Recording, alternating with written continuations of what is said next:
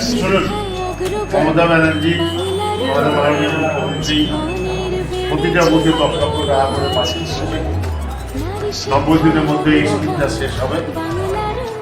আপনারা আলোচনা পাড়ার সমাধান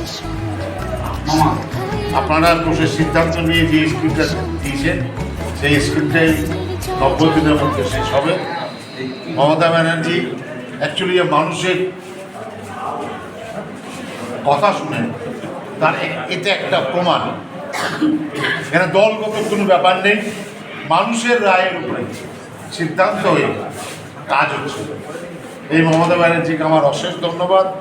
আমরা একটা প্রোগ্রাম নিয়েছি গভর্নমেন্টের, সমস্ত কাজই হবে স্বচ্ছতা বজায় রেখে, নিরপেক্ষতা মেনে, অনলাইন পোর্টালের মাধ্যমে, কিন্তু মানুষ নিজের সমস্যা নিজে জানাতে পারে, নিজের কাগজ নিজে জমা দিতে পারে। আমরা যেটা বলতে চাই যে আমাদের অফিসাররা তাদের সাথে আলোচনা করবেন, তিনটে বুথ নিয়ে একদিন করে ক্যাম্প হবে পাড়ায় পাড়ায়। আমাদের 80,000 বুথ আছে এবং এখান থেকে কথাগুলো শোনার পরে আমরা একটা ফান্ড স্যাংশন করছি।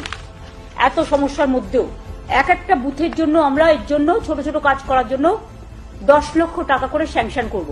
তার মানে এখানে প্রায় 8,000 কোটি টাকা। পশ্চিমবঙ্গ সরকারের মুখ্যমন্ত্রীর তরফ থেকে জনপ্রতিনিধি যে দলই থাকে তাদের নির্দেশ দেওয়া হয়েছে তারা যেন অবশ্যই এখান কেন্দ্রে থেকে মানুষের কথা শুনে যাতে সুন্দরভাবে এটা করা যায় সেটা দেখার জন্য আমরা গর্বিত যে পশ্চিমবঙ্গ সরকারের তৃণমূল কংগ্রেসের নয়, পশ্চিমবঙ্গ সরকারের মুখ্যমন্ত্রী আছেন মমতা ব্যানার্জি। তিনি যেভাবে নন্দীন সাহেবকে অধিকার দিয়েছেন, সরকার টাকা পাঠাচ্ছে কিন্তু বলেননি যে নন্দীন সাহেব এখানে কংগ্রেসের প্রধান আছে তিনি বাদ থাকবেন, বা কোনো মেম্বার কংগ্রেসে পাস করা আছে তিনি বাদ থাকবেন, তিনি বলেননি। তিনি বলেছেন যে জাত ধর্মের ঊর্ধ্বে উঠে, রাজনীতির ঊর্ধ্বে উঠে গ্রামের মানুষ যে কথাটা বলবে সেটাই ফাইনাল। বেশিরভাগ মানুষ যেটা বলবে, যেটা চাইবে, সে কোন পার্টির আছে, সে কোন ধর্মের আছে, কিছু বোঝা যাবে না।